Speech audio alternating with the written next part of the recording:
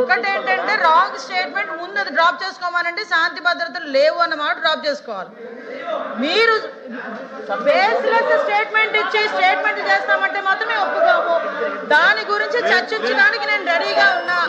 శాంతి భద్రతల గురించి కానీ, క్రైమ్ గురించి కానీ, వాళ్ళ మీద ఎలిగేషన్స్ గురించి కానీ, దేని గురించి చర్చించడానికైనా as a home minister I'm ready. మీరు ఎప్పుడు పెట్టుకుంటారని పెట్టుకోండి, నేను రెడీగా ఉన్నా. దానికి అన్నిటికీ కూడా సమాధానం చెప్తా విత్ ఉదాహరణలు. ఇంకోటి చెప్తున్నా అధ్యక్ష, ఇందాకే బొత్స సత్యనారాయణ గారు గౌరవంగా మాజీ మంత్రివర్యులు, పెద్దవాళ్ళు, సీనియర్ మోస్ట్ రాజకీయ నాయకుడు, ఆయన ఒక మాట అన్నారు, అంబటి రాంబాబు గారు వాళ్ళ తల్లి గురించి ఎవరో మాట్లాడారని. ఆధారాలు ఇవ్వమనండి, ఇమ్మీడియట్ గా యాక్షన్ తీసుకోకపోతే అప్పుడు అడగమనండి, ఇవ్వనండి ఆధారాలు, ఇవ్వనండి ఆధారాలు, నేను ఇస్తా. ఇదే అంబటి రాంబాబు గారు బయటకు వచ్చి ఇష్టానుసారంగా మాట్లాడి మళ్ళా బయటకు వచ్చి క్షమాపణ చెప్పారని చెప్తున్నారు కదా.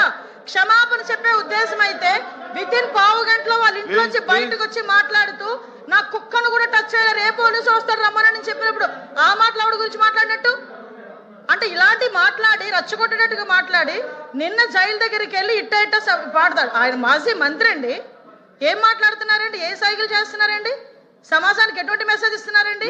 అలాంటి వ్యక్తి గురించి ఇలాంటి సభలో, పెద్దల సభలో ఇంత చర్చ అవసరమా అసలు? ఇంత అలాంటి వ్యక్తి గురించి అలాంటి అనకూడదు కానీ తల్లిని చెల్లిని కూడా మాట్లాడే వాళ్ళ గురించి ఈ రోజు ఈ సభలో, ఈ పెద్దల సభలో ఇంత చర్చ అవసరమా? అతని గురించి వెనకేసుకు రావడం అవసరమా? అసలు మీకేమైనా అసలు సెన్స్ ఉందా అని అడుగుతున్నాను నేను. ఈ రోజు కనీసం ఆలోచన చేసుకోవాలి కదా.